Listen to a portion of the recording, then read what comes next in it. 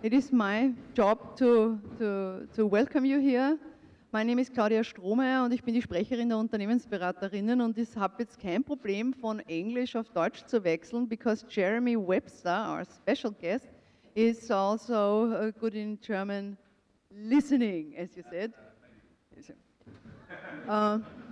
For those of, für Sie, die schon da waren, freue ich mich sehr, dass Sie wiederkommen. Es ist heute unser dritter Club Unternehmensberatung international und mir ist es eine besondere Freude, dass Jeremy Webster sich die Zeit, that you take your time and come to Vienna und dass uns die Insights on Brexit, on Management Consultancy mitbringt und das direkt quasi aus der ersten Reihe und darauf freue ich mich heute schon sehr.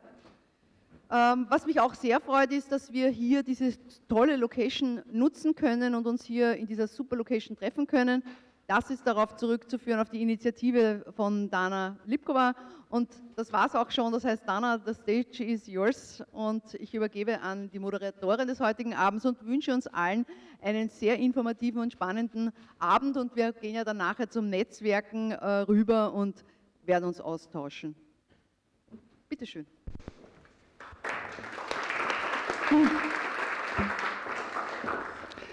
Sehr geehrte Damen und Herren, herzlich willkommen bei unserem Club UB International. Bevor ich in die englische Sprache switche, möchte ich unsere hochkarätige Speaker und Experten vorstellen. Jeremy Webster, MBA, CMC, Leiter von ICMCI und ehemaliger Vorsitzender vom UK Institute of Management Consultancy.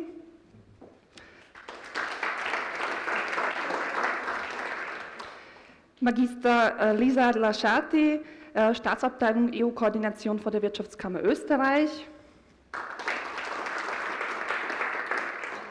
Und Dr. Hatto Käfer, wirtschaftspolitischer Berater Binnenmarkt von der Vertretung der Europäischen Union in Wien. Mein Name ist Dana Lipkova, ich bin akkreditierte Exportberaterin und ich werde Sie durch diesen heutigen Abend führen.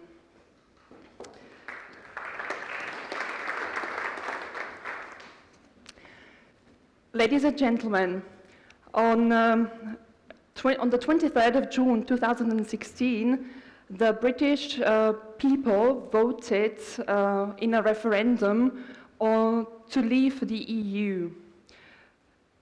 Basically, 1 year later, the Prime Minister, Theresa May, submitted Article 50, withdrawal notification to the EU to quit the European Union. As we all know, the UK should have left EU by the end of March, which has not happened.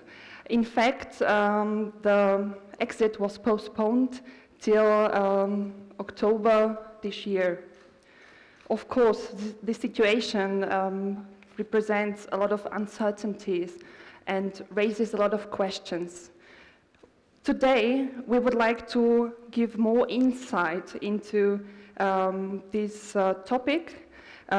First of all, Jeremy Webster will be talking about the UK perspective. Then we'll have a panel discussion on this issue with our two speakers. And in the end, there will be questions for the audience to be asked. After the event, there is a buffet and space for networking. I wish you a pleasant evening, and Jeremy, the floor is yours. Thank you very much.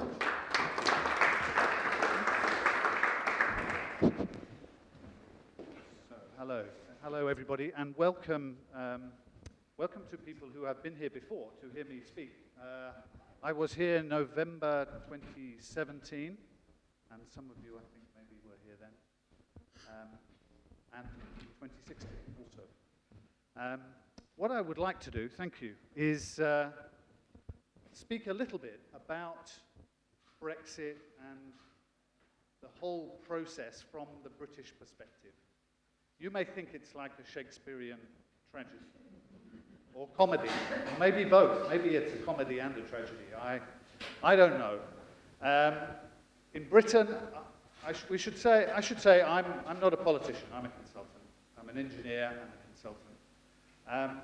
Most people now in Britain are fed up, frustrated with our politicians. We do not understand why they cannot agree with each other. But maybe it's obvious, because when the country voted to leave, it didn't vote on political lines. It voted on personal preference. And our members of Parliament also have their personal preferences. So both the main parties in the Parliament have disagreements inside each other about what is the right thing to do. And now people in Britain, politicians now in Britain, are either leave or remain. They are not right or left wing or socialists or capitalists. They are leave and remain. And this is now cutting across the political debate in Britain. I offer that as a small explanation of why it has taken Britain so long to work out what to do. And I don't know when we will leave. It's supposed to be Halloween, yeah, October 31st. So maybe that's a dangerous date to select. It was supposed to be the end of March. Maybe it will not be Halloween at all. I think I heard that the European Parliament, Verhofstadt, I think is his name. Forgive me, my pronunciation is not very good. He says there is only a 30% chance that Britain will leave. I don't know how he knows this, but that's what he thinks. So, what I would like to do is use a few illustrations of research and newspaper headlines to try and explain a little bit about why Britain is where it is and what the opportunities are and have been for consultants in Britain.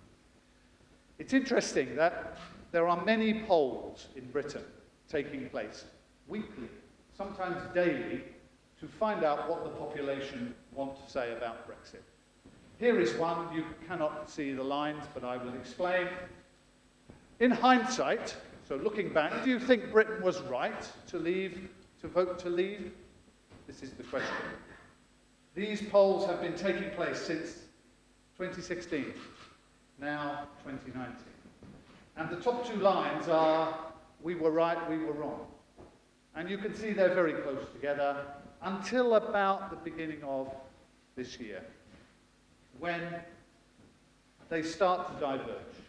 And people's opinion now, the green line, the top line, is that more people think, well, maybe we were wrong. Maybe we shouldn't have voted to leave. Maybe that was a mistake. But if you look at the numbers, you can see they're still not very far apart.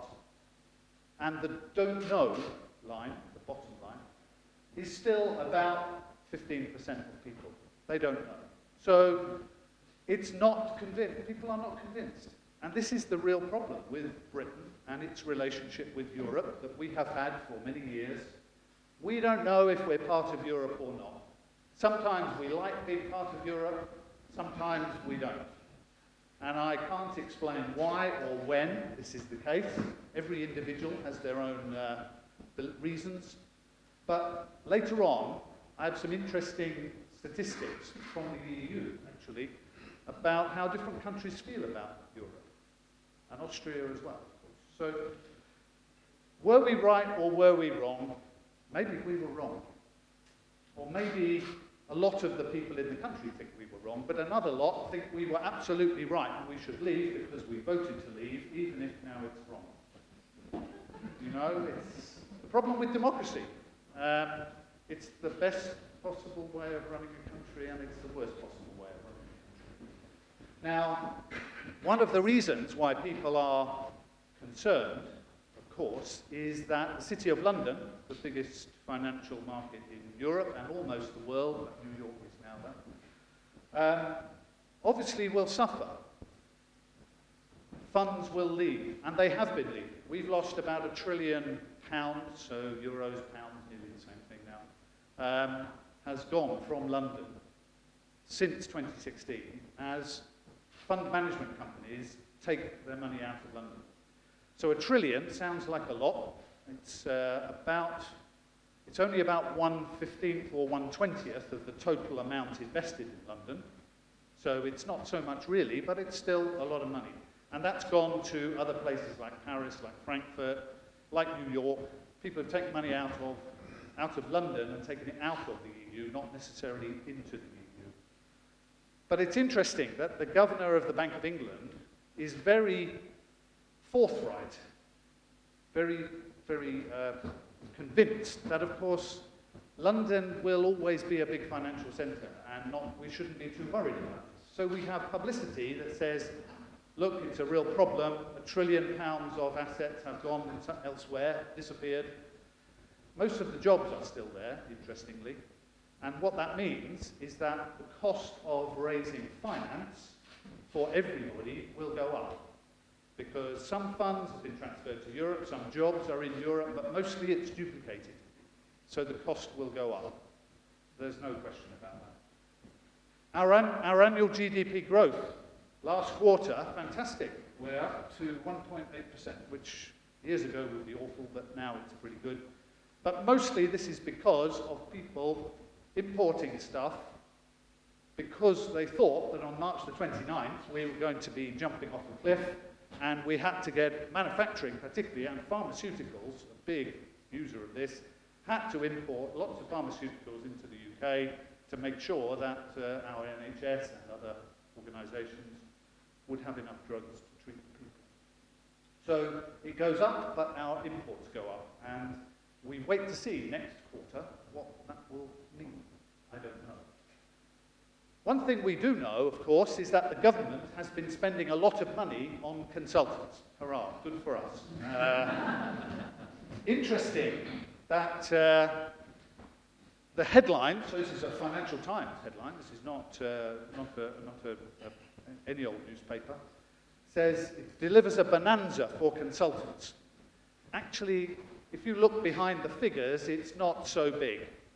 What's happened, interestingly, is that the amount of money spent on consultants by the public sector in Britain has not changed so much. It's being spent on Brexit. So actually, is it really different? Interesting, again, if you look at the growth of the British consultancy market, maybe the figures aren't very visible from there, but in 2018 it grew by nearly 6%. Compared to the previous year.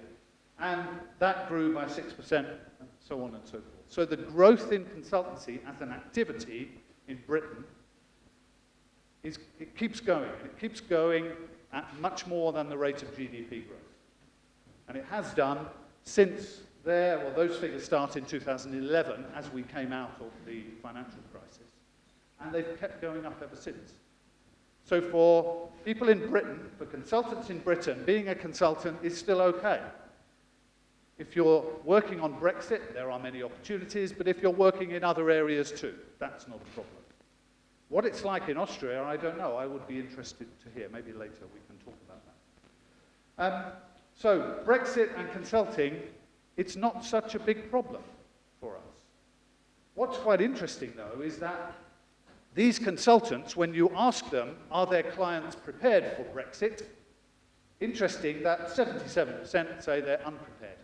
This is the opinion of the consultants, not the opinion of the manufacturers, of the organizations, of the clients.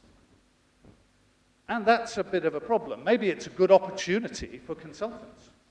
But if they're not prepared now, well, it's too late anyway, isn't it, really? And if you ask them, I think you ask the business people, again, maybe this is not so visible, but a lot of them say, well, we're about as prepared as our competitors, so that's all we need to be. So I don't quite get that logic. That doesn't sound very good to me. But that's one of the issues, is that I don't want to spend too much on consultancy to get myself prepared for Brexit when I don't really know what Brexit is going to be anyway. And if I spend more, then actually it could all be wasted. So I don't want to risk the money. I'll just keep going. I'll wait and see. And the main choice of people when we ask them about the approach they have to Brexit is we're just going to wait and see. We're not interested too much. I mean, the big firms, of course, are interested, but most firms are not that bothered. They'll wait and see.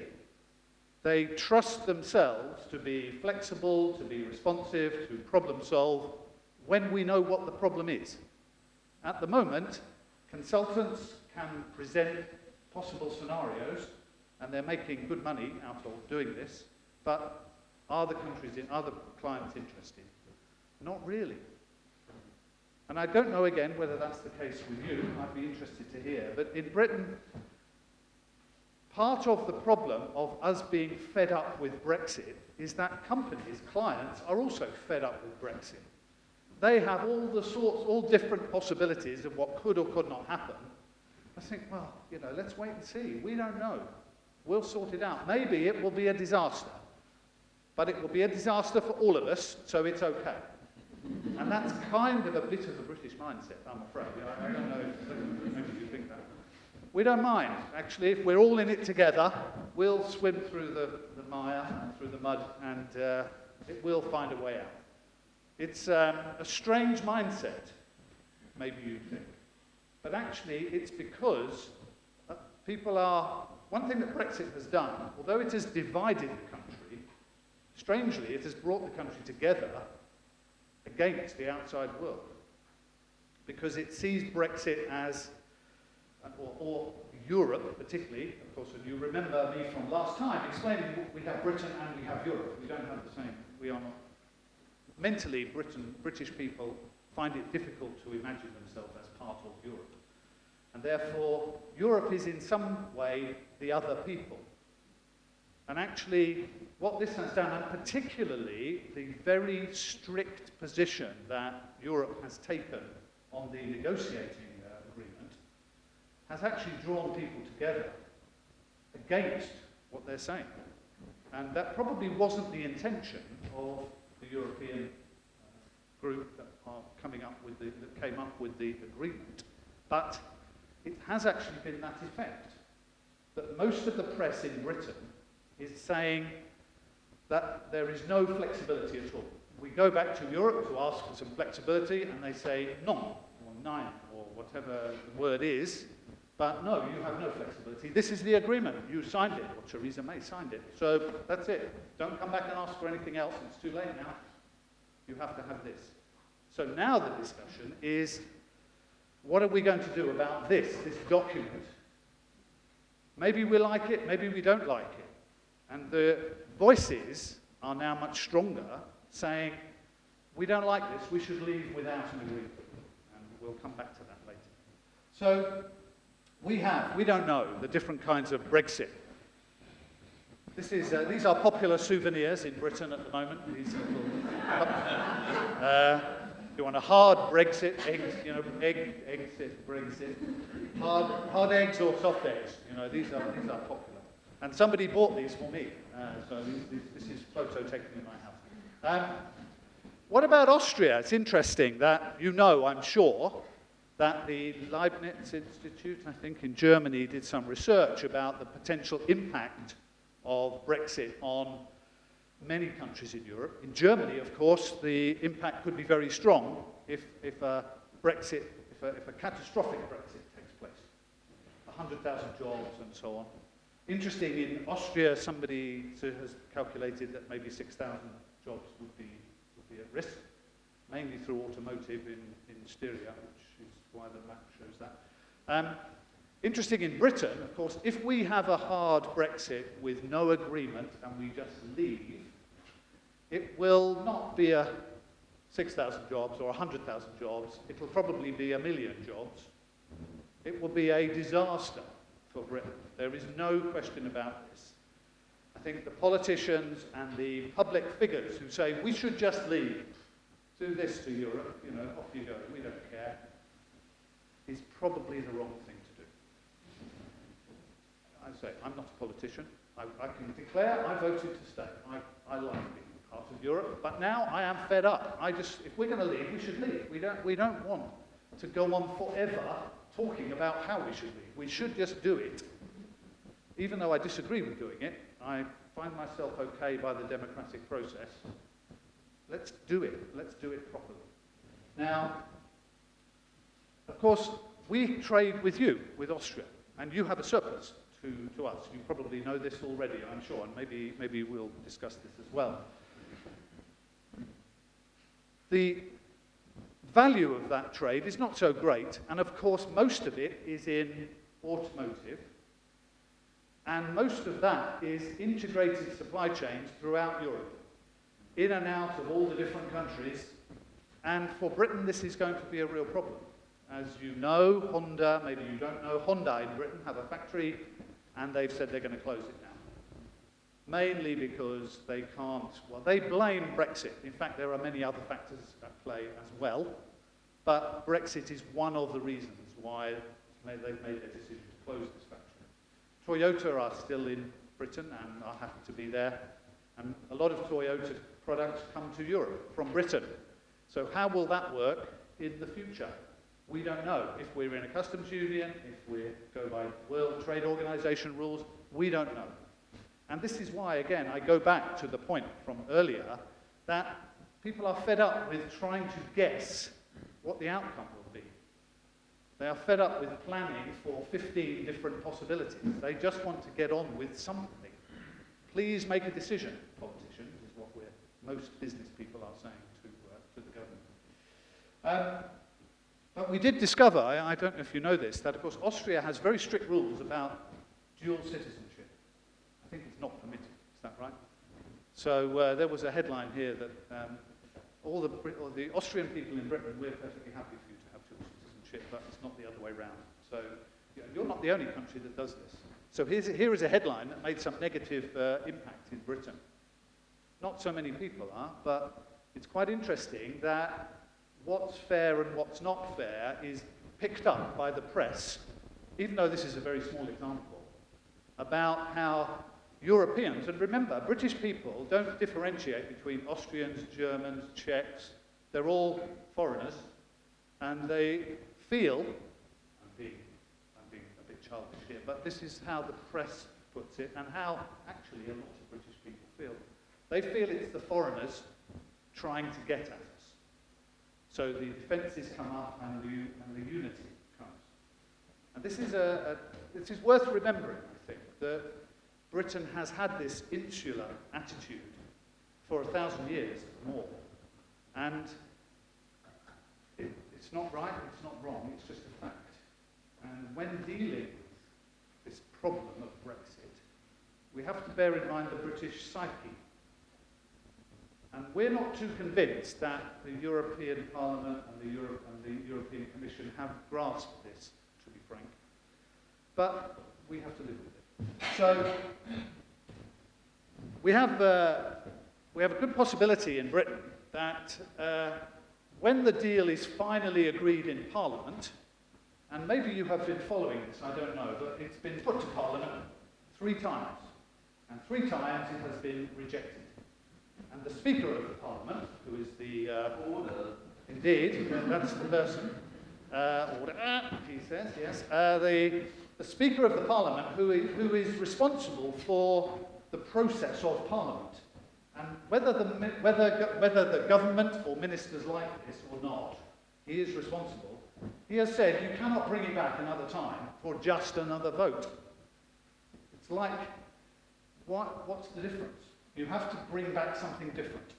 So next 2 weeks' time, when Donald Trump is visiting Britain, because he's coming for D-Day for the commemorations, Parliament will be busy debating about the Brexit withdrawal bill. So whether they will spend any time at all with him, I don't know. We shall see. Maybe it was deliberately chosen that way. What's quite interesting is that the British are very... what's the right word? They want to... There is a saying in English, I don't know how it works in German, but there is a saying that you can't have your cake and eat it. You know this phrase? I don't know how that works in German. You can't have it and eat it. You have one or the other. You can look at it or eat it, but you can't have both. So British people, on the right here, we have some comments there that 6 64% of the public want British companies to have tariff-free access to Europe, but only 53% want European companies to have tariff-free access back to Britain. And it's the same sort of thing. 60% want unrestricted rights for British citizens to live in Europe, but only 50%, I think it was, 50% will permit the other way round.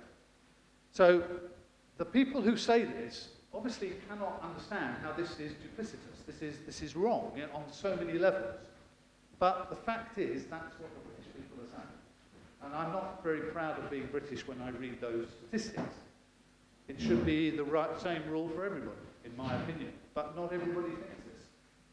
So maybe I don't know what it would be if you asked your people these questions. Similar. It would be the same, you think? Well, maybe. Because it's quite interesting. If you look at the European research that was carried out by the European Commission prior, this is the can't remember Eurostat, it's the report that is produced before every set of European elections. So here we have, do you think that our country's membership of the EU is a good thing, a bad thing, or neither? So Britain is this one here at the end, and this one is Austria. Quite interesting.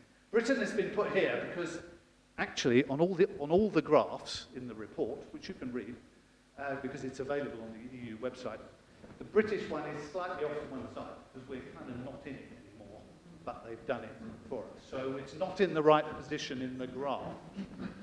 It's put to one side.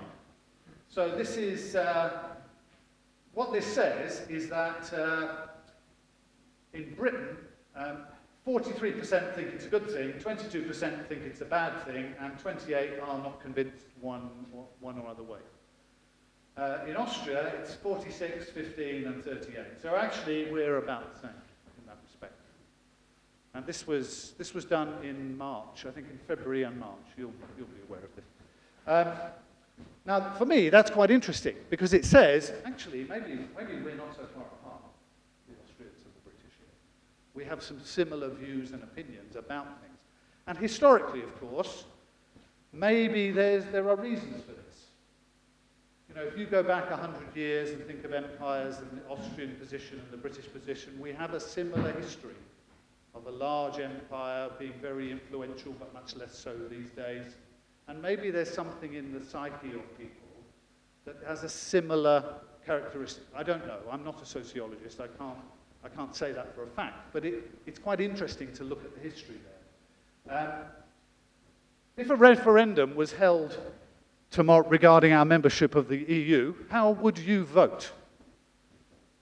How would you vote? So the British, of course, are the biggest. We have 37% would vote to leave, 45% would vote to stay, and 18% don't know. Of course, those figures are different from the other polls.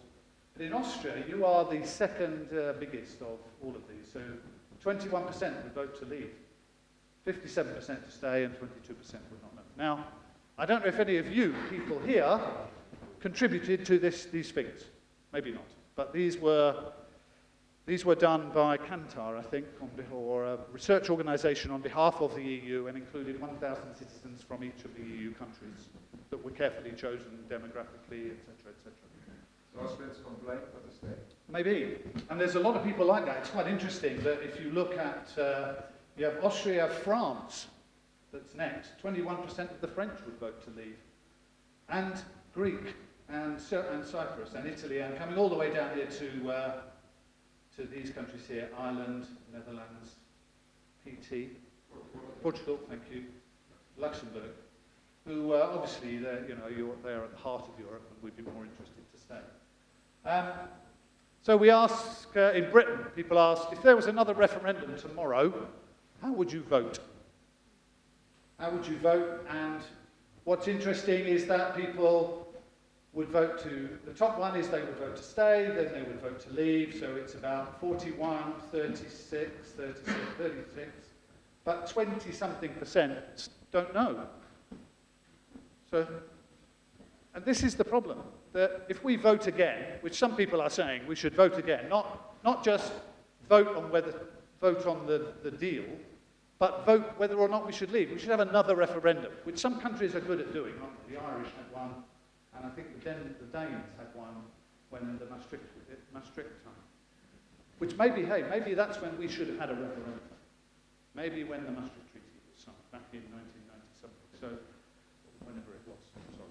But we didn't. And maybe that was the problem. Maybe the problem was that the political elite in Britain accepted that their decisions were the right ones for the people without asking the people. And when you do ask the people, eventually, they give you an answer you don't want, which is what's happened, of course, for us. So, the last question on the statistics was, if there was a referendum to say, because some people are calling in Britain for a referendum on the deal. So we should leave with the deal, or we should not leave, or we should, or what have you. So we should remain, or we should accept the deal. People now are saying, accept the deal. But still, there's a large proportion, 20%, who don't know. Even though we've had 3 years of talking, and 2 years, or 18 months or so, of knowing what the deal looks like, people are still not convinced. It's impossible to understand the British, I'm afraid. Even the British find it's impossible to understand the British. And maybe we should give up trying. I think that's what it is. But what I will say is it's easier to understand the British than it is to understand the rules of football. Now, I thought I'd make sure that, just to remind everybody, by the way, football is an important game in Britain. You've probably heard of some of these clubs. It's the first time ever, isn't it, that 4 clubs are from one country, so we're all very proud of that. But I did learn, of course, and the reason there's an Austrian club here, of course, that the results of the matches, the Europa Cup and the Champions League, affect Austrian football. Do you know this? Do you know the reason why? Some people maybe do. Are there supporters of Red Bull Salzburg here? I don't know. They are top of their league, I think. Apparently, if Chelsea win the Europa League, then Red Bull Salzburg goes straight through to the Champions League group stage without having to qualify. Did you know this? Some people did, some people are not. I can't understand this, but apparently it's because of different people. So if you think Brexit's complicated, I think European football is far more complicated. And I'm going to leave it at that because I could talk for a long time on this, and that would mean that my colleagues get no chance to speak, and we won't have any questions. My first question was, is it a comedy or a tragedy? I think it's both. Eventually something will happen. And what I hope is it's not like Hamlet, for example, where, if you know your Shakespeare, everybody dies in a bloody mess. Or is it a comedy? I think we have to laugh. The British, we have to learn to laugh at ourselves. We're normally okay with that. Because this is serious stuff, but if we make it too serious, we'll never make progress. We just have to get something done. We have to make a decision somehow or other, accept it, and move on. And at the moment we are locked in Britain because the politicians can't agree. I suspect what will happen is that there will be another general election, I think, before October. Because I think Parliament will be blocked. Parliament will not be able to make a decision on what to do. It's a good example, if you've been watching the Speaker, order, he calls all the time. If you've been watching British politics, it's a great example of parliamentary democracy in action, with the worst possible results. It's not getting a result. There is no majority in the Parliament to make a decision one way or the other. And normally what happens at that stage is the Parliament is dissolved, we call an election and have another one. And I hope that the other one, the next one, will be better placed to make a decision, because this one doesn't seem to be going anywhere. So, thank you for listening to me. I hope this has helped. Maybe it has made it more confusing. I don't know. But I hope this has helped at least explain a little bit about the British approach to Brexit and how it's affecting consultancy in the UK. So I'm going to hand my microphone back. Thank you very much.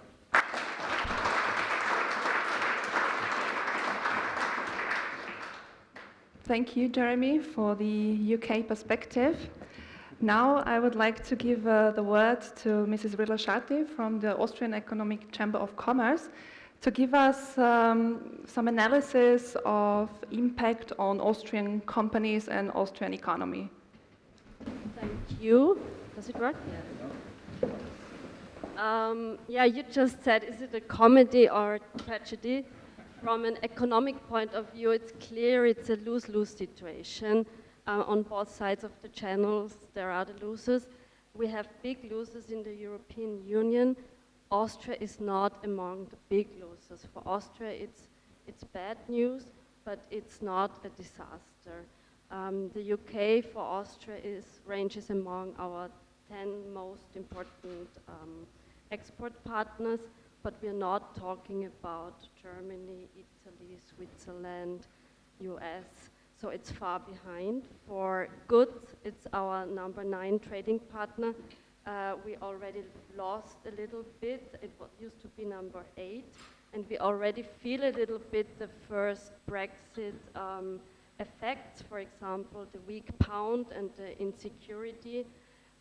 For services, the UK is our number 5 trading partner, and it seems that it remains like this. British people still want to do their holidays in the Austrian Alps, and it seems that it doesn't matter so far whether the pound is 15% less or more strong so far.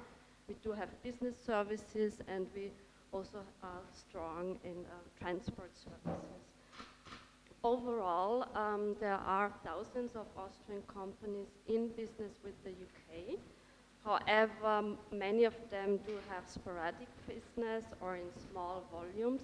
There are around 250 companies who export to the UK, and they account for 90% of our exports. So 250 big companies. And then we do have around 250 subsidiaries in the UK. They are, a third of them are producing, and they still employ around 45,000 employees. So with regard to direct effects, of course, also Austria will be a loser and feel the direct effects, but it will be in the GDP growth a reduction of 0.1 to 0.3%. Unemployed, or the figures you said before, we have different figures. For example, a Deloitte study says around 800 jobs might be lost. The assumption of this study is that exports would deteriorate by 25%. Of the German study, and we are not that skeptic. We don't believe that exports would be reduced by 25%. But still, direct effects will be felt. What is our big fear are the indirect effects via Germany. Austria is a big supplier to the German industry, the car industry, especially in Styria and in Upper Austria. And for Germany, UK used to be number 3 trading partner, it's now number 5. And if Germany feels Brexit, Austria feels Brexit as well. And companies have strong fears of this indirect effects.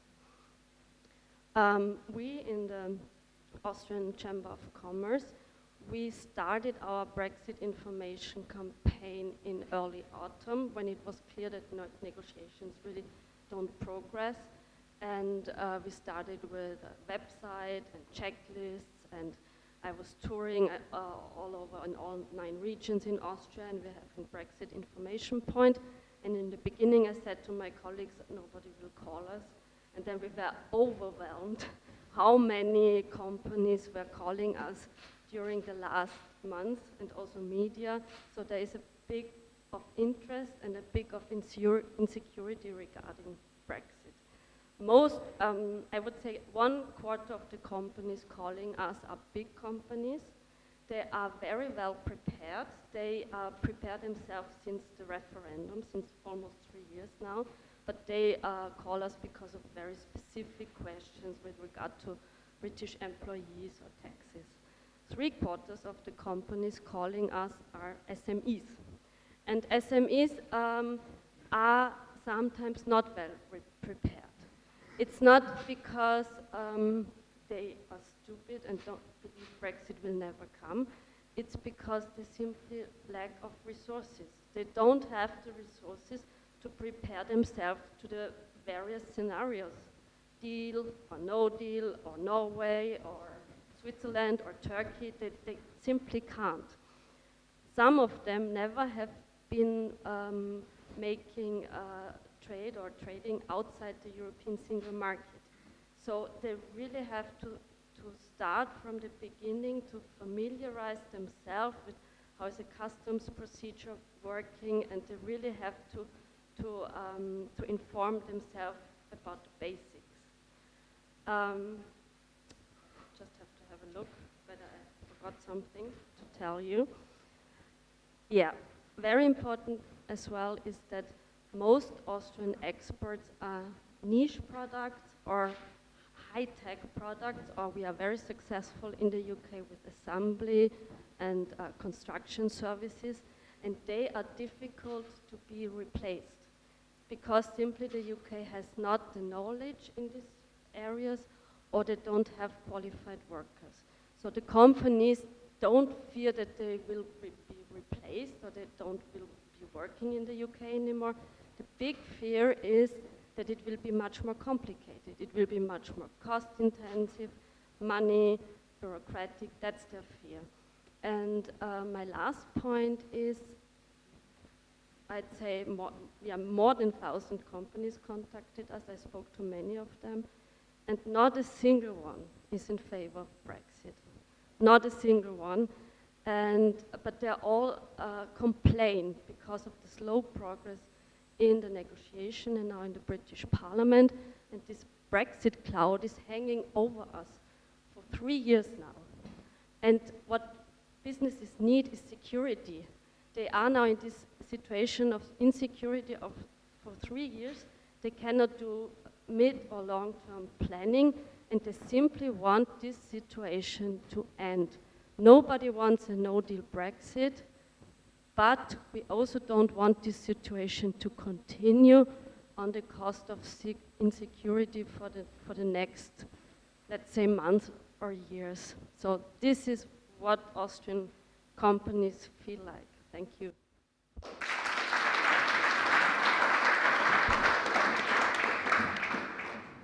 Thank you very much. Now the floor is yours, Mr. Käfer, as representative of the European Commission, to give us the big perspective. I will try to speak without micro, but from here, because it's better for me to see you more in detail. So, thank you for the invitation. My name is Hatto Käfer. I am an official of the European Commission and currently working in the representation in Austria. I just want to give some background to Brexit, to the past, and give some indication what has been done in order to prepare Brexit best. As you know, the history of Great Britain with regard to the European Union or to continental Europe always has been somewhat specific. I don't want to go back to the year 6000 before Jesus Christ, when the Ice Age ended and the Doggerland has been flooded and Great Britain or United Kingdom became an island. But I want to go back to 1961, when the United Kingdom for the first time asked to be part of the European Union. It has been refused 2 years later by Charles de Gaulle. Then they asked again, 1967. It has been refused again by Charles de Gaulle in the same year. And only after the French president has ended his term, then Great Britain, United Kingdom, had a chance to become partner of the European Union. This was in the year 1973.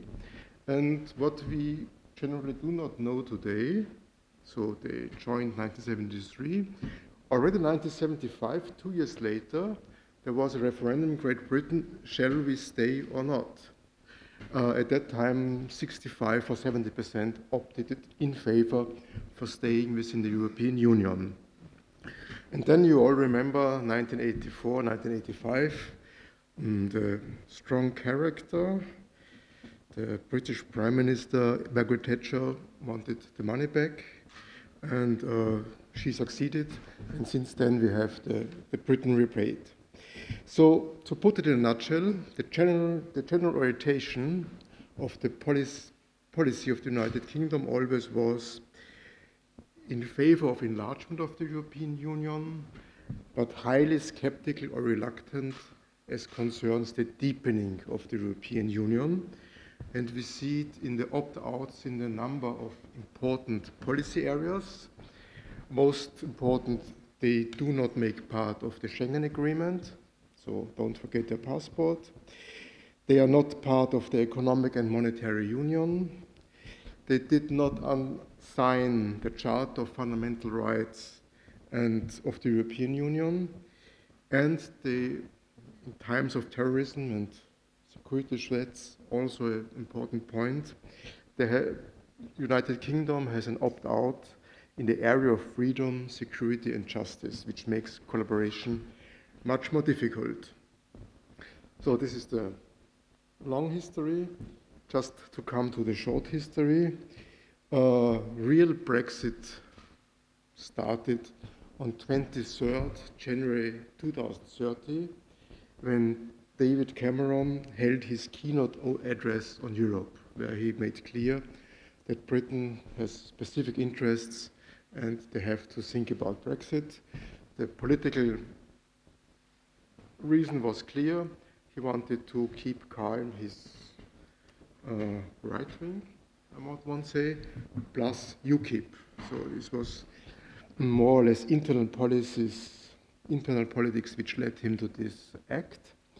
And between 2013 and February 2016, when he announced the referendum, the European Union, behind the scenes, on the scenes, negotiated very intensively in order to avoid it. But we did not succeed. All what we had to offer was not enough. And then the decision for referendum has been taken. And as you know, 23rd of June 2016, we all in Brussels, at that time I lived in Brussels, we could not believe it the day after. We all were of the opinion, yes, they will hold the referendum and then everything goes on. For us Eurocrats, if I may use this expression, it was a real surprise, and I regret not having speculated like George Soros against the British pound. So, anyway, then more or less 1 year later, negotiations finally started.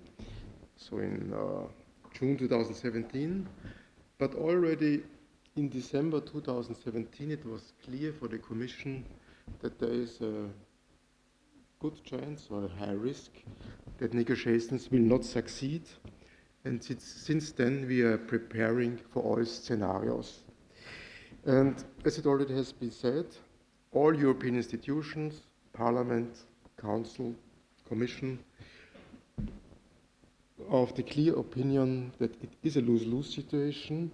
There's nothing to win in it, and all what we are doing is to mitigate the negative effects or to avoid them. And just to be clear, what has been negotiated? Two documents. The first one with more or less 600 pages. This is the withdrawal agreement, which always is discussed in Parliament. And the other one with about 40 pages, a very general, fluffy outline how the future collaboration could be, which, in my opinion, is even more important than that was discussed. Up to today, no concrete negotiation has been done what concerns the future after the withdrawal. It's always just letter of intent, if you want to know. So, to end, what are the initiatives which the European Commission, the executive of the European Union, has taken in order to prepare for Brexit? First of all, we have prepared a number of legislative acts, which most of them already have been adopted by Council and Parliament. For example, for Erasmus Plus, for the students, we have made provisions for visa policy, for the railway safety, but also important, as you know, maybe Austria had a certain stake in it. We prepared for the relocation of the European Medicines Agency as well as of the European Banking Authority. So this was the big legislative acts. Without going into the details of our law systems, otherwise I would come into current political discussions. There are legal acts of minor importance. We call them comitology acts, implementing acts, which the European Commission can decide on its own. There we provided for Galileo, for example, for tariff rate quotas, but also for feed additives and things like that. These are the legal acts.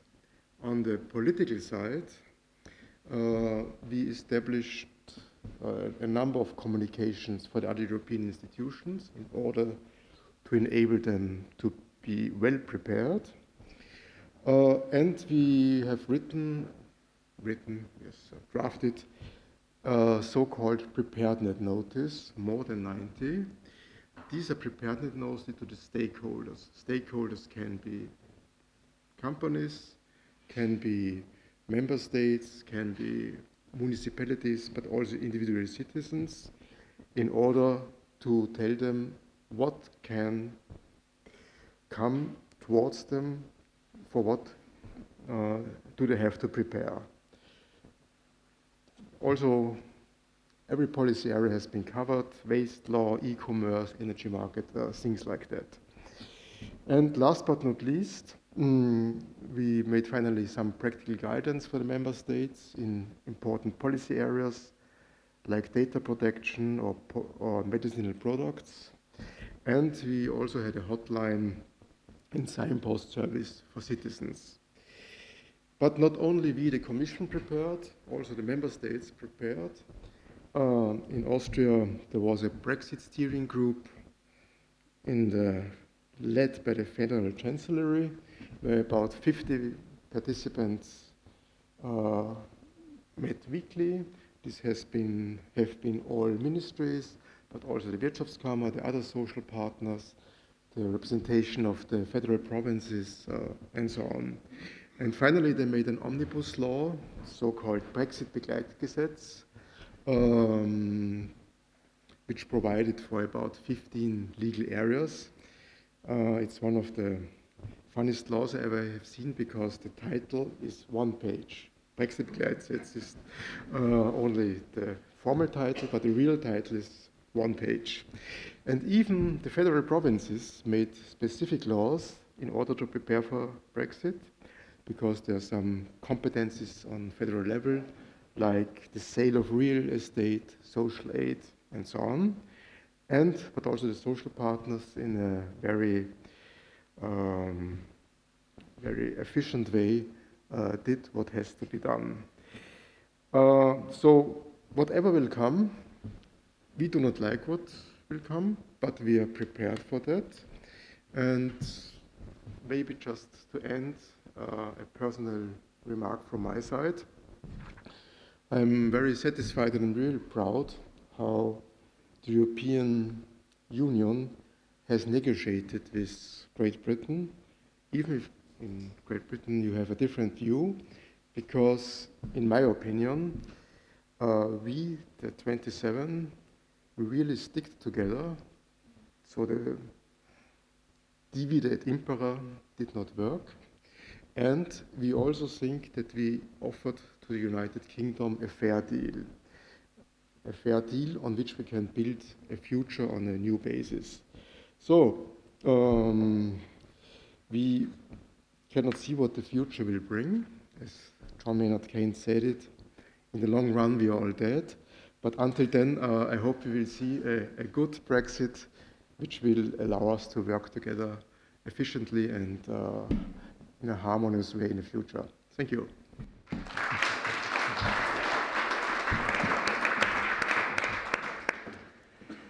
Thank you very much, Mr. Käfer, for your statement and short analysis.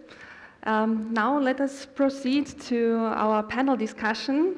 I prepared a few questions for our guests, and then, of course, it will be also the turn of the audience to ask the questions. So first of all, I will ask the question all of you can answer, or those who feel they have opinion concerning these topics. So what are the main questions and concerns from your perspective that companies, and especially Austrian and UK companies, face in regard to Brexit?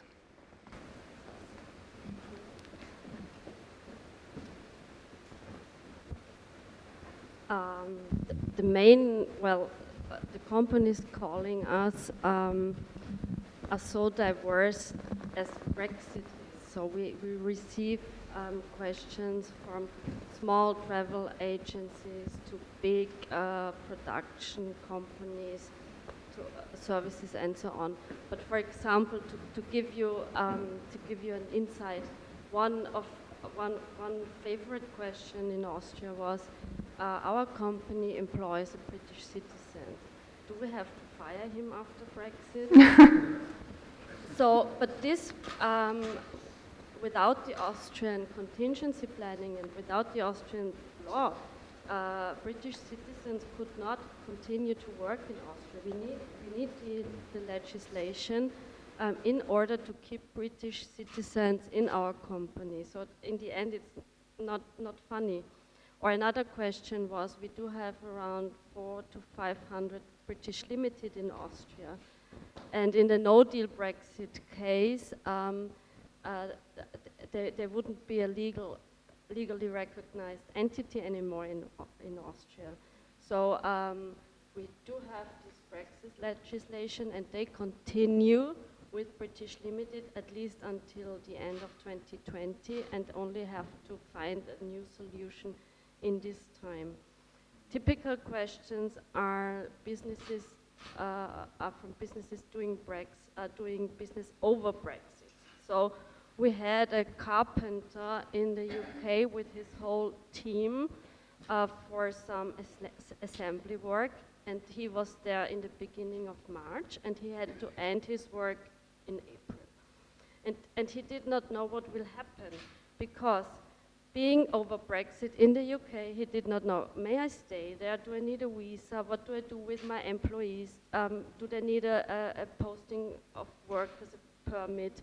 What with health insurance? My e-card is not valid anymore in the UK.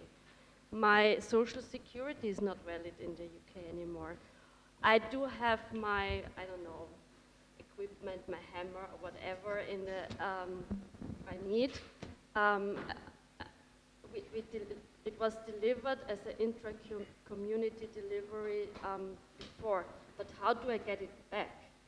Because getting it back means after Brexit importing it. You have to pay, you have to do all the formalities, and you have to pay tariffs. We have travel agencies with school groups in the UK, and they don't know what the flight connections will be and whether they would need visa. So we have all kinds of questions, and I think I could talk now for hours, but I stop here now, and maybe we can elaborate it later on. And I think it's interesting from the British perspective, looking the other way. Of course, the British perspective is of issues that might come up between Britain and any country in the European Union, not just Austria, of course.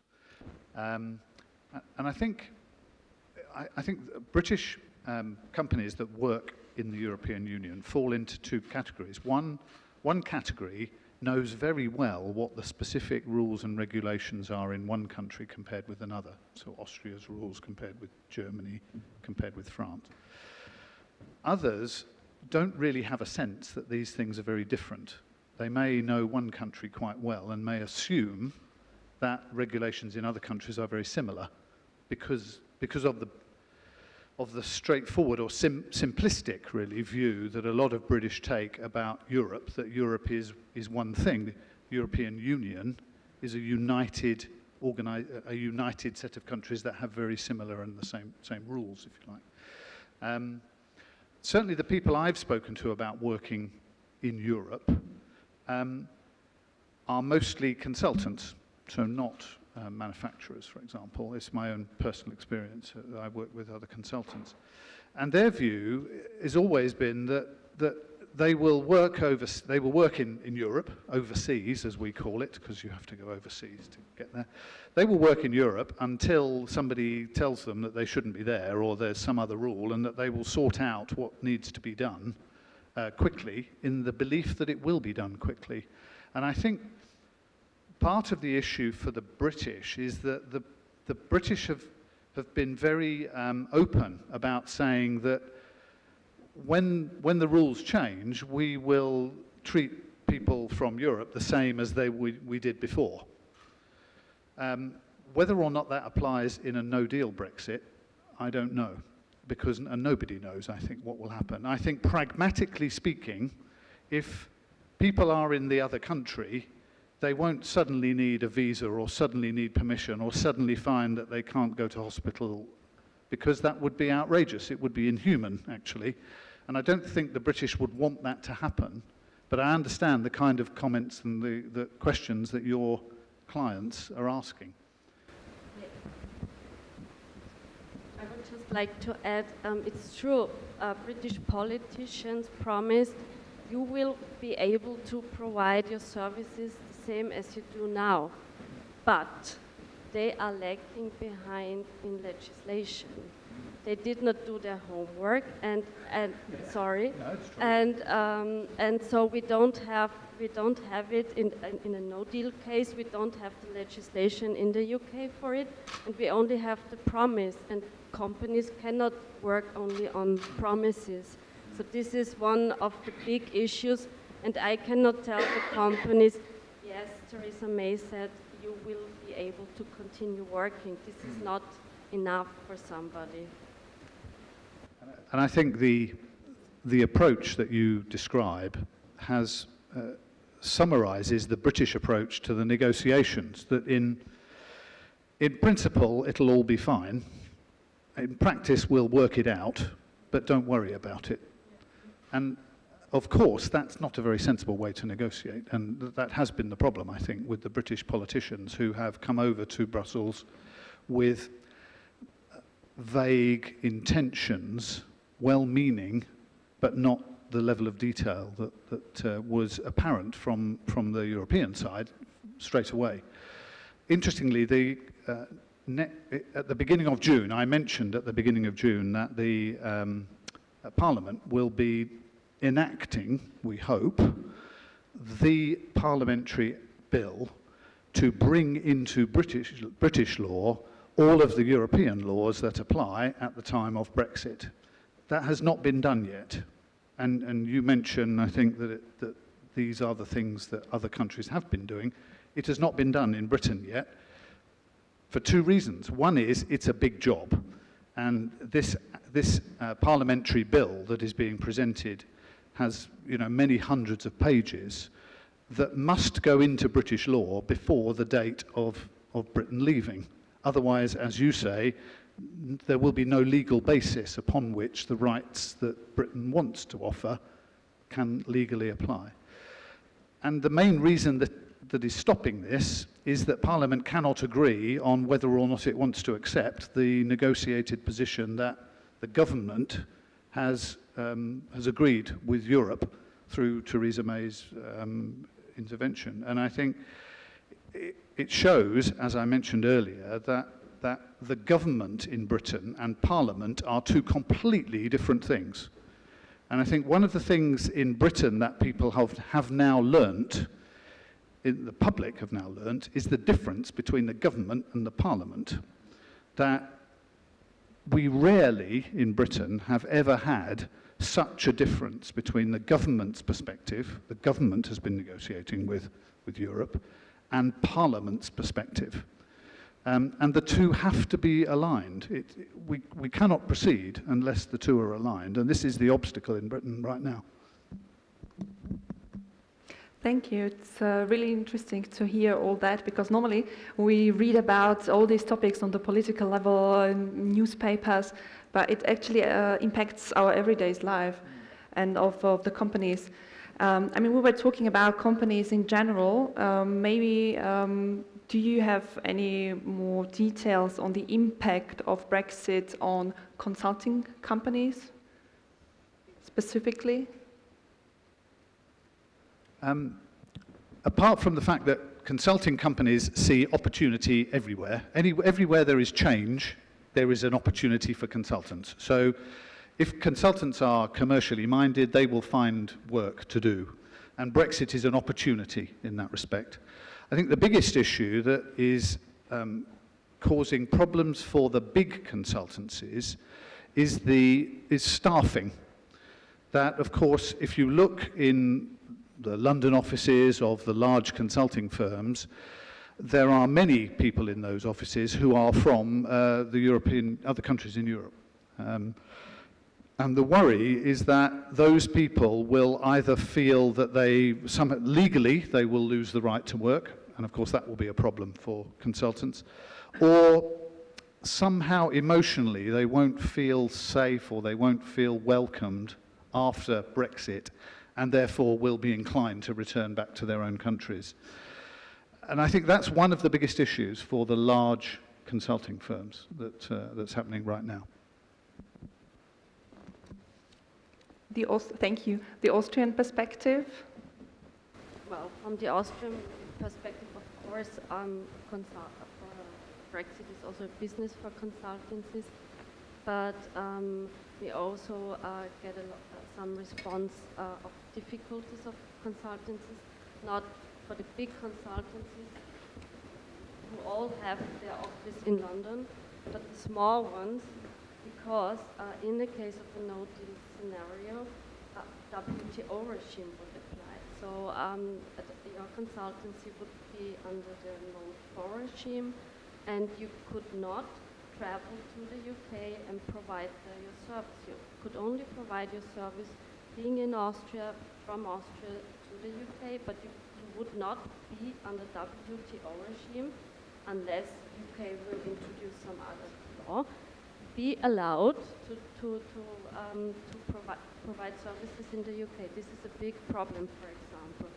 Another problem, not only for Austrian companies, but for all EU companies, would be data protection. There's the data protection regulation, and UK would be treated, for example, like a third country in the future time. So it's not only hooray, watch out, there will be a lot of changes in service provision. I think if I may add that we know that consultancy is mainly a local business. There's not a lot of consultancy that is traded across borders because the competitive advantage of consultants is that they know their local market typically. And the same is true in Britain, that more than 80% of British consultancy is carried out in Britain. And therefore it's less of an impact on transferring services overseas. I think what would happen, personally, my own opinion, is that a lot of this will become virtual trade, that people will find it very easy to do work in one country and deliver a service in another, online training, things of this type, because that's not really trading across border. You don't have to physically go there to do it. The money flows will be interesting to work out how that will happen. There may be duties, there may be taxes that have to be paid, but I think we'll find a lot more because of e-enabled transactions and e-enabled services that are likely to take place. And Britain, of course, is very bad at speaking other languages. We've had this discussion on previous events like this one, that I'm always very embarrassed that you speak perfect English. We have these discussions in English. If they were in German, I would be completely lost. I wouldn't know where to start. And in some ways, therefore, Britain is at a big disadvantage, that consultancies and consultants in other countries that speak other languages can often do very well at providing services in Britain for British people because their English is so good. And we don't really see that as a problem because everybody speaks English. But of course it's a big problem because for us British consultants to come and do work in Austria, for me it would be impossible. I cannot speak German at anything like the level that is necessary to have a conversation about a business issue with a client. I would have to be working with somebody that was a native perhaps, or somebody that had learnt to speak German and understood the local market. So I think the issue about consultancy across borders is much more about resources that are required to work in different countries, and maybe it will stimulate a lot more electronic and e-communication rather than physical necessity to be there. Thank you. For the export consultants among us, maybe just a small remark from my side. Due to all these uncertainties that we have and due to the value of the pound going rather down, the exports become more expensive to the UK. And so the assumption is that as for the new business, there will be less companies that are interested in going to the UK. But on the other side, those businesses that are already established on the UK market will, in the case of a no-deal scenario, have more difficulties to face, and they will need more support as far as export is concerned. So for those of us who are active in the export consulting, there will be many chances, I think, if this scenario comes. I think your point about currency value is very important. Of course, when the British pound dropped on the date of the referendum, or the day after the referendum, by 15%, and it stayed that level, of course, since then, everything from abroad became more expensive. So actually, everybody was affected by this. And of course, yes, that meant that some imports were diminished. But I don't think Austria has any more of a problem than anybody else trying to export to Britain in that respect, that everything has become more expensive for us. But we will still make our choice about Austrian technology and vehicles and so on. As a motorcyclist myself, of course, I'm very interested in how KTM export to the UK. I don't think their bikes are much good, I'm sorry to say. I ride a Triumph motorcycle, which of course is British, and therefore I feel comfortable with that. But KTM has a big following in the UK as a vehicle brand, as a motorcycle brand. And we haven't seen a substantial drop in demand for their motorcycles since the Brexit vote. It's actually, as far as I'm aware, their share of the motorcycle market has stayed constant. So actually, yes, of course, you're right, things become more expensive, but people still make the choice to buy these things because of the quality, because Austrian, the image of Austrian manufacturing is of high quality manufacturing in the UK, whether it's domestic housing, building products, or whether it's vehicles and so on and so forth.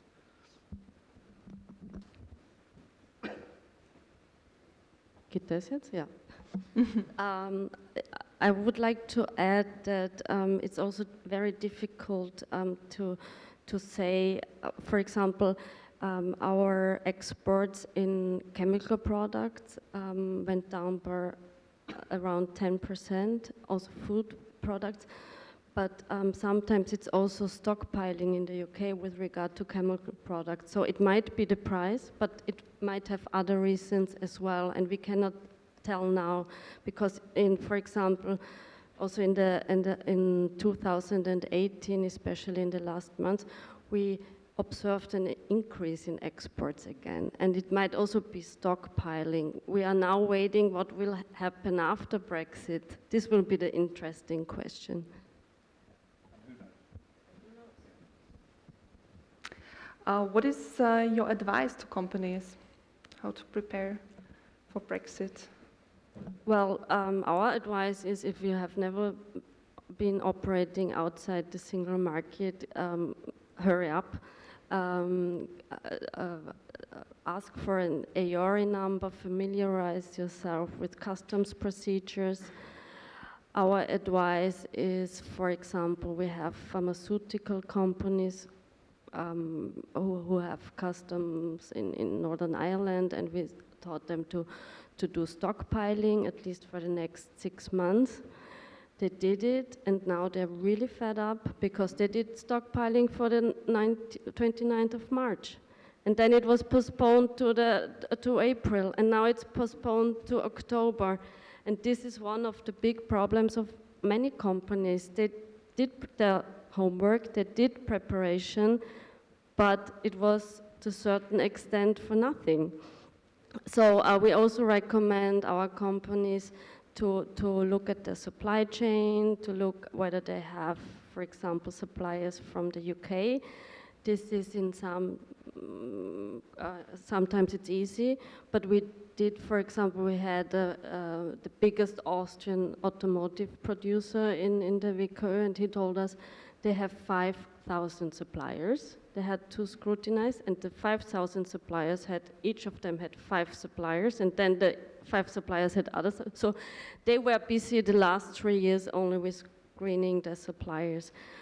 We also recommend to clarify with your business partner who has to bear the costs of a Brexit. If, for example, if you have from one day to the other tariffs, or for example, if you are late in delivery, who is responsible for that?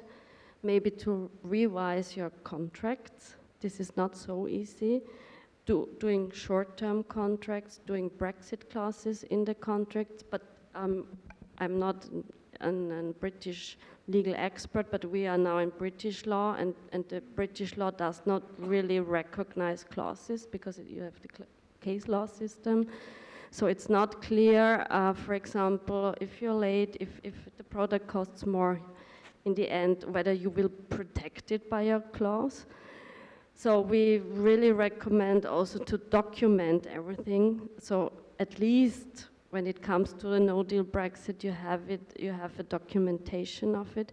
And then very simply, we have to recommend, please, now we say, please avoid end October, beginning of November, because this is the next possible date for a no-deal Brexit. Thank you. Just one last question. And then the floor is yours. Which scenario is the most probable from today's perspective? I don't know.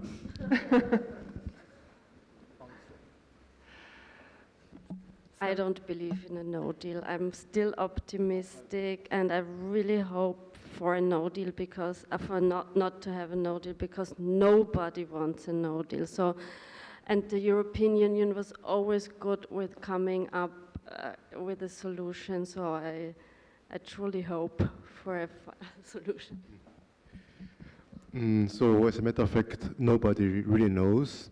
But even if there was a hard Brexit in end of October, at the end of the day, a reasonable attitude will prevail.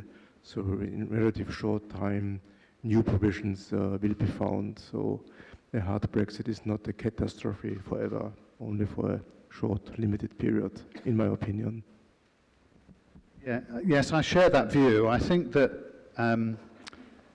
it feels, certainly in Britain, that there's a lot of, like playing poker here. You know, who will go to the very last point before they move?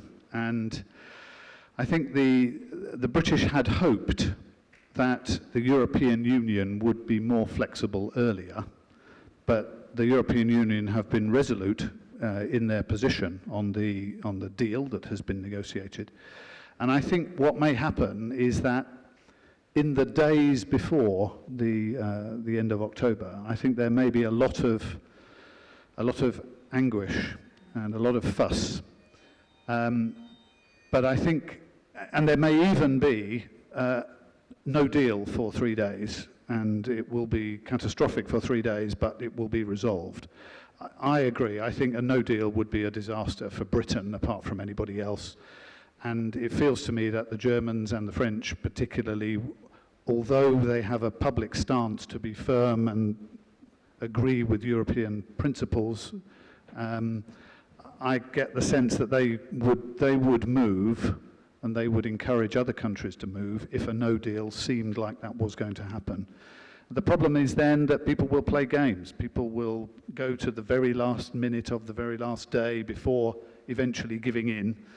And I don't think that's the way to do business, really. That's not how you would do a business deal, is it, really? You would organize it in advance, you would know what was going on. And that's why the business community is so fed up with the politicians, I think, all over, that they can't get this right. It feels that our politicians in Britain don't understand the fact that business is actually quite important for Britain, and without it, we would be lost.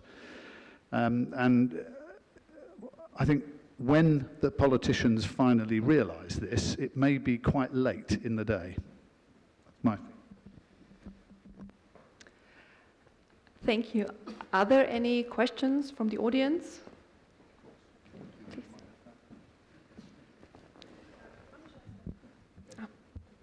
My name is Christian Ebner. I'm a management consultant. Yeah, we have learned that companies would like to have a fast decision, and maybe a decision which is foreseeable for some time. So if Britain is leaving in end of October, it would be nice to know in July what exactly the scenario will be. That would be good for companies. For politicians, strangely, it's the other way around. They kick the can, they try to avoid unpleasant decisions, and they obviously seem to like to postponing things and to negotiate the things at the very last moment. Well, I understand a little bit the EU politicians that they didn't want to come up with a no deal before the EU elections, because it would be a very unpleasant situation for them, having to explain, actually, we had a good position, but we didn't manage to close a deal. Wouldn't be good. I don't understand actually why Britain postponed the decision, because actually the position is quite clear. In the end of December, we knew, okay, you cannot agree. There's one point, the backstop. Actually, they could agree on most things except the backstop. And this is the only field of disagreement. So actually it's clear. Or somebody is making a move towards the other side, or there's a no deal. It's pretty clear. There's nothing has changed since the end of last year. So my main question is, why did Britain postpone? Okay, I'll try and answer that question. I think there are two issues here. One is the backstop. I'll come back to that in a moment. But the other one is the issue that the Parliament at the moment is split, as I've mentioned. No one political party has a dominant position, and even if it did, the factions within each party would mean that the Remainers and the Leavers would still be reasonably evenly split. I think the issue we're facing in Parliament is that if a general election is called, which is a possibility, then the new Parliament, the new government, whoever that is, would want to have the right to start again, because of course they've been elected, and they would want to come back to Europe to say, well, okay, we like most of this, but there are three things here that our voters don't want, and this would be a real problem, because that could not be sorted out, I think, at the end of October. I think the timing would be ridiculous, and it would be another delay until the following March, and more uncertainty for business, and so on and so forth. So I hope that doesn't happen, but I think if I were betting, I would say there is a possibility that could happen. I would put some money on that somewhere, a little maybe. I think the issue of the backstop, we haven't really mentioned the backstop yet, and I don't know how long you've got, but this goes back to British history with Ireland back in more than 100 years. And the fact that the island of Ireland, so I'll do my best to pronounce this correctly, the island of Ireland and the British territory, the British part of it called Northern Ireland, and the southern part of it called the Republic of Ireland are separate countries. The Republic is in the European Union and is remaining in the European Union. The North is part of Britain and will leave. And the issue about how that border is managed is very difficult. It's a bit easier when we have the sea in the way, because the routes for entry and exit are controllable, then they're relatively few. And if we put a fence up across the border of Northern Ireland and Ireland, then we risk all the peace negotiations that went on and led to the Good Friday Agreement 20 and more years ago. And nobody in Britain or Ireland wants to see a return to the violent terrorism and civil unrest that was the case at that time. And so overlaid on top of the need to have a border and to have trade across that border is the political desire to not go backwards in social and history. And that is a big problem, I have to say. Interestingly enough, there are many people in England, so Northern Ireland is quite a small population. There are many people in England who say, well, we should leave them to it, I have to say. Let the Irish sort the Irish out. A very negative attitude. People in Northern Ireland, the majority of people in Northern Ireland want to remain in Britain. There is a sizable minority that don't. They are split as well, but in an uneven basis. And it's actually very difficult to find a solution to that problem. And I don't know what the answer will be, I have to say. I hope that a technological solution that has been discussed, where trade across the border can be monitored somehow, and that there isn't a problem with smuggling, there isn't a problem with controlling that trade. I hope that that is possible. I honestly don't know. But for the British, the European politicians who suggested that maybe the border could be the sea and we could draw a line around it, most British people felt that it was outrageously simple and how stupid the Europeans were to think of that. And that created a lot of emotion in Britain at that time, which hasn't gone away. Of course, the memory is that somebody somewhere in Brussels said we should draw a line up the sea. And all that does is reinforce the opinion that the Europeans don't understand the British. And unfortunately, that had a very negative impact in Britain as a whole when that came out, that idea came out. Mr. Käfer? Concerning the alleged tendency of politicians to make a strudel tag. The negotiations had been executed by the European Commission. The decision had to be taken for the withdrawal agreement by the Council of the European Union. After the both negotiating parties, Great Britain, UK and European Commission had the agreement, only some days later the Council already agreed. So there has been no postponement. What concerns now the agreement of the Council to extend for about 6 months, there are two reasons. Reason one is, as we already said, we in the Europe 27 believe it would be better if UK would remain, and we think the more time passes by, the higher the likelihood is that there is an option found that they can remain. And the second issue is international politics. At the Council 4 weeks ago or 5 weeks ago, when this decision has been taken, there was of course the blame game. There have been some member states already been reluctant to postpone, but nobody wanted to go into the history books as being the one member state breaking the deal. And so they have been quiet, calm, and so it has been carried on.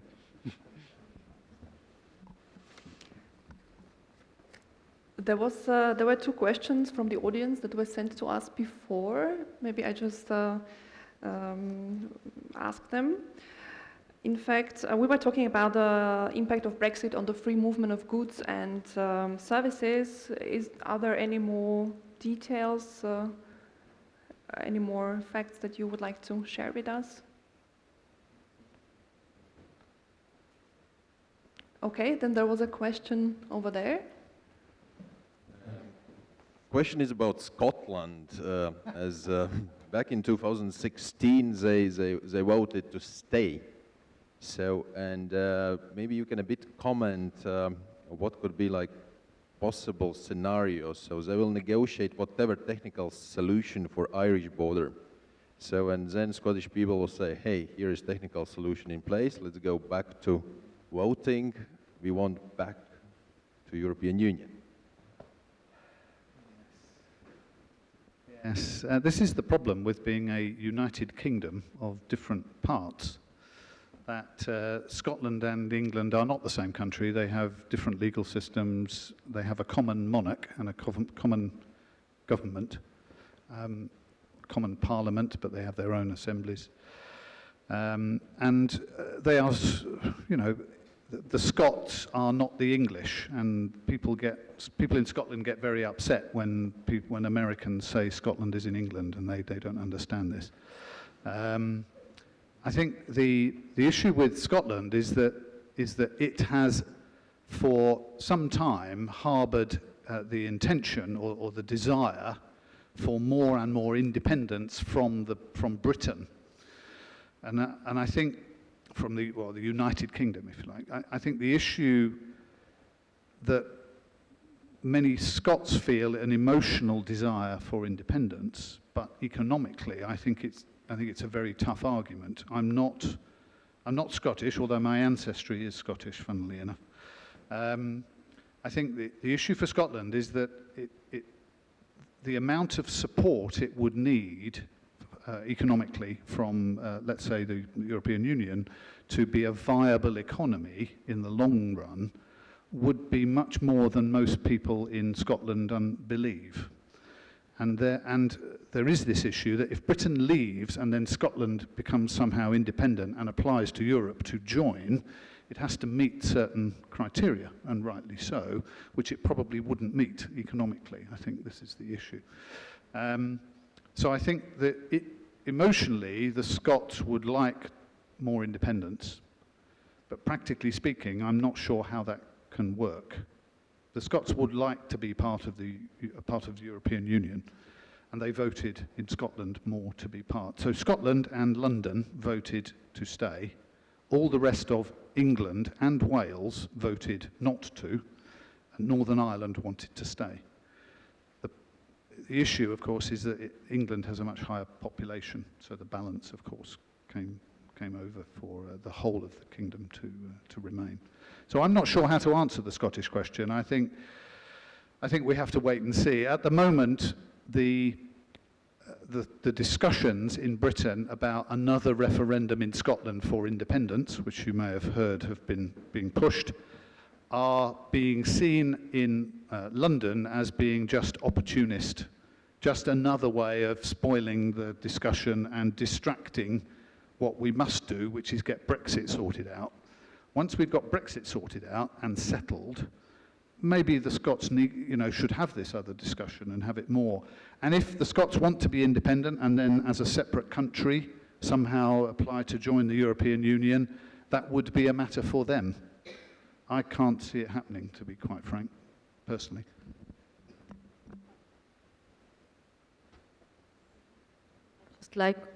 I would just like to add, Scotland needs the permit of Westminster to do a second independence referendum.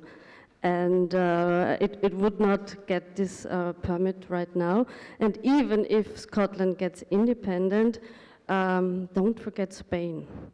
Imagine that Scotland will apply for European Union membership, and Spain would never allow it with the case of Catalonia.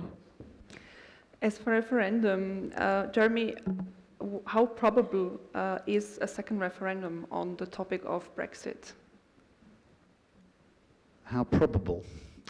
I don't know. I wouldn't bet on it one way or the other. I think, on the one hand, the government is saying the British people voted by a very small amount, but they voted to leave. We should enact the wish of the people, even if, as I showed on the graphics, opinion has changed since the vote took place more than 3 years ago.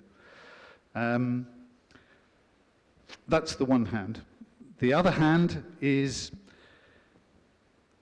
the Labour Party, so the more socialist political grouping in the UK, is now making part of its manifesto, part of its policy, that a second referendum should be held. Not to stay or leave, but to accept or not accept the deal that has been negotiated. Personally, I think that would be a problem, because what if they voted to reject the deal, but not to rejoin the European Union? Then we have to start completely again. I mean, the problem with referendums generally, and I'm not sure Austria doesn't have a strong history of referendums. I don't know. I know Switzerland does, of course, but the problem is the question that is asked has to be very straightforward and be able to be answered by a yes or a no, or a choice of 1, 2, 3, or something like this. If you have complicated questions, the voters will not understand the question. Many voters won't understand the question. So they will be influenced by the press, by politicians, to accept one or the other. Like last time, we saw all the millions that could come back to Britain if you vote to leave. Clearly that's wrong. But that was how the publicity was done at the time. I think the issue with the referendum is how to make sure that the question is the right question.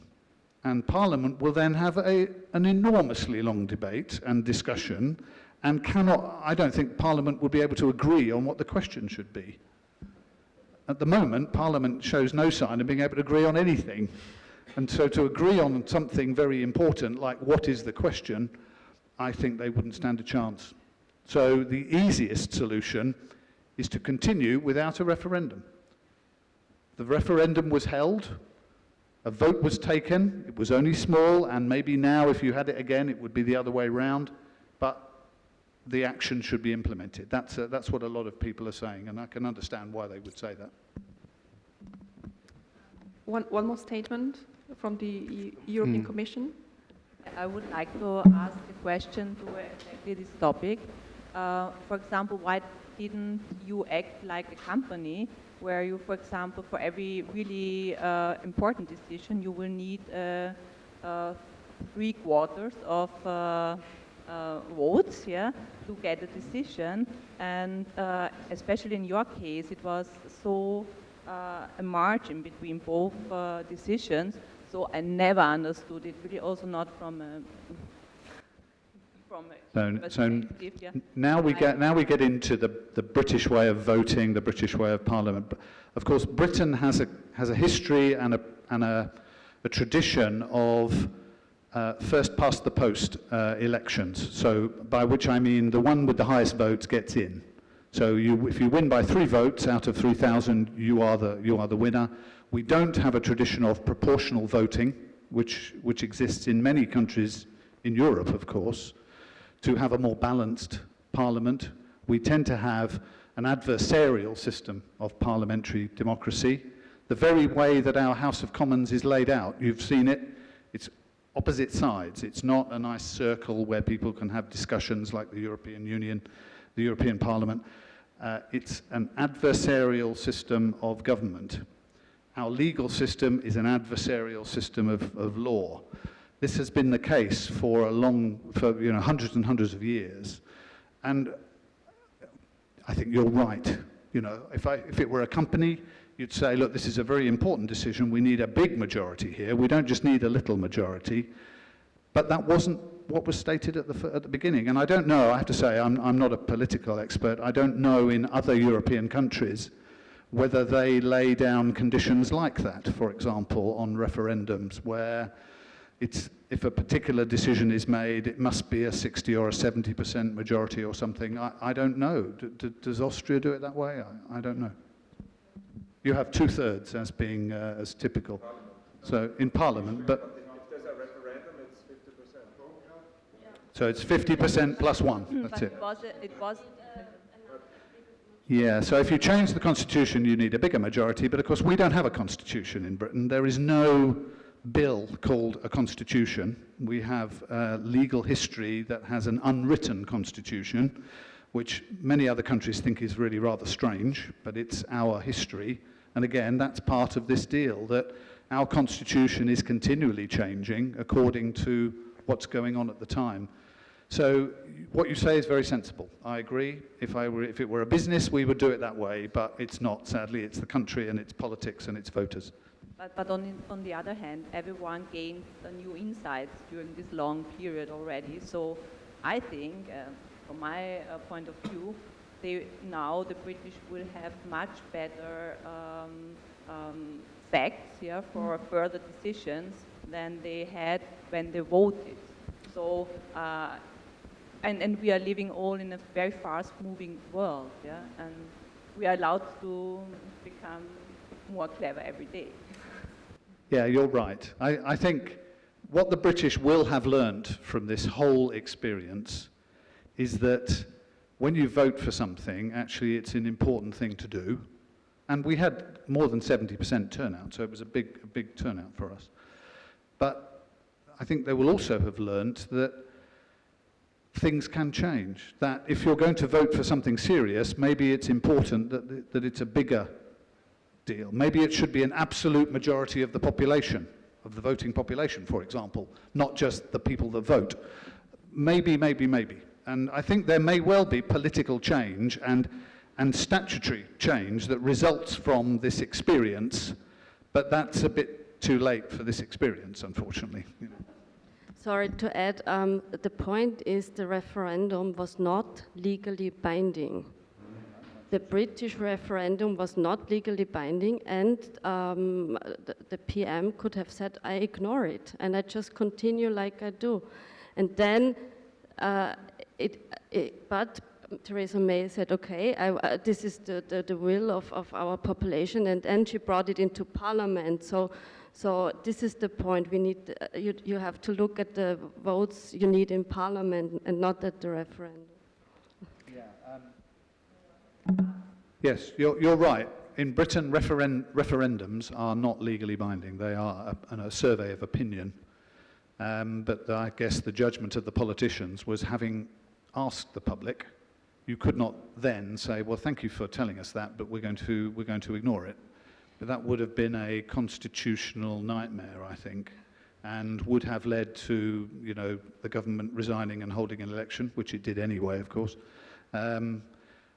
I think that you're right, they're not legally binding, but any referendum that has ever been held in Britain has always been enacted. So yes, by Parliament. So the problem is the population thought one thing, but Parliament thought something else. And so Parliament are scratching their head how to implement something that we don't agree with. Difficult. Okay, the last question, because we are running out of time. Okay, back to the economic side of the whole thing. There had been people before the referendum promising a future of milk and honey for the UK outside the European community, with trade deals all over the world, with all the Commonwealth countries or wherever. Is there any sign on the horizon that those things materialize?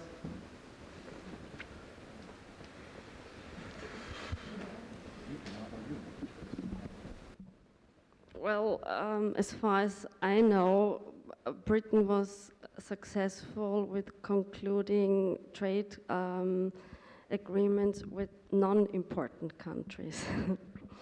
So they have a few trade agreements, but those countries do not matter for British economy. And the small ones, maybe the biggest one is Switzerland. They do have they are not, and this is also very important, they are not in force yet because Britain is still a member state and not allowed to have the trade agreement to be entered into force. But the big trade agreements you are referring to, we are still missing. Yes, there's a slight, is it catch-22? If I say catch-22, you know what I mean. It's a circular problem that Britain is not permitted to negotiate a trade agreement while it is a member of the European Union. It can only make suggestions to people. Maybe they would like to have a trade agreement in principle, for example. But it cannot negotiate these things until it leaves the European Union. But when it leaves the European Union, it needs the trade agreement to apply from that day, which means that there will always be a period where we work on World Trade Organization rules or whatever else has been permitted under the agreement. And you're right, the big agreements with countries like the United States, with China, with other big trading partners would have to be negotiated very quickly, and therefore there's a risk they would be negotiated badly. And I think part of the problem in Britain is that we don't know how to get out of that cycle. We feel there is a feeling in Britain that the European Union wants to have its cake and eat it. You know, I mentioned that phrase earlier on.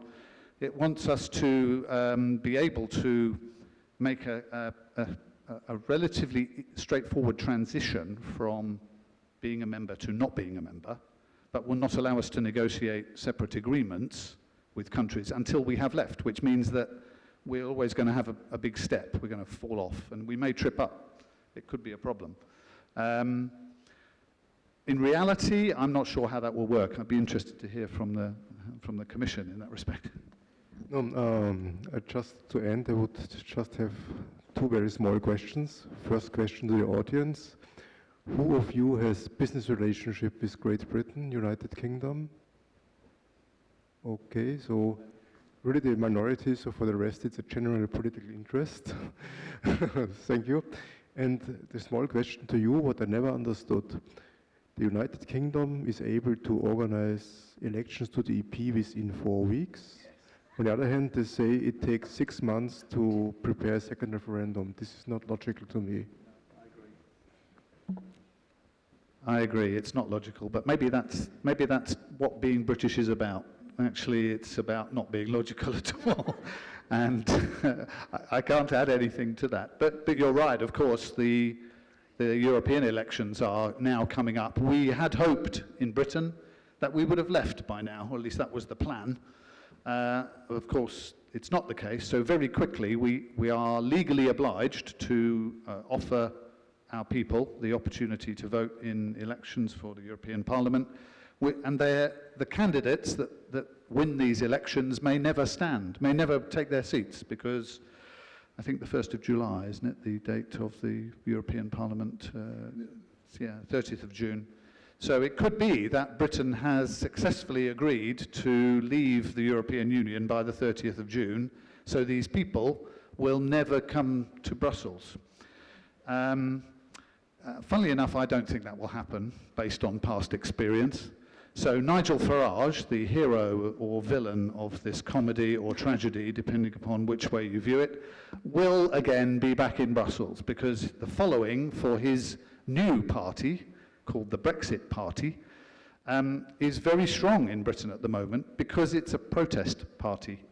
And there are big discussions, of course, separately about the value of protest parties in all countries. But of course in Britain we have a very special condition that there is now a Brexit party, which is a big protest party. Most of, I think it's running at about 35 or 36% last time I looked, support. Fantastic for a party that it will never govern, it will never have any representation in Britain, it will only have representation in Europe. Because the British people who want to leave will be voting for it, saying, why haven't we left yet? I'm going to vote for them. so they can make a fuss and they can prove that we should have left. In the same way that we have a system in Britain where if you want Parliament to discuss something, you can put an electronic poll to have Parliament to discuss something.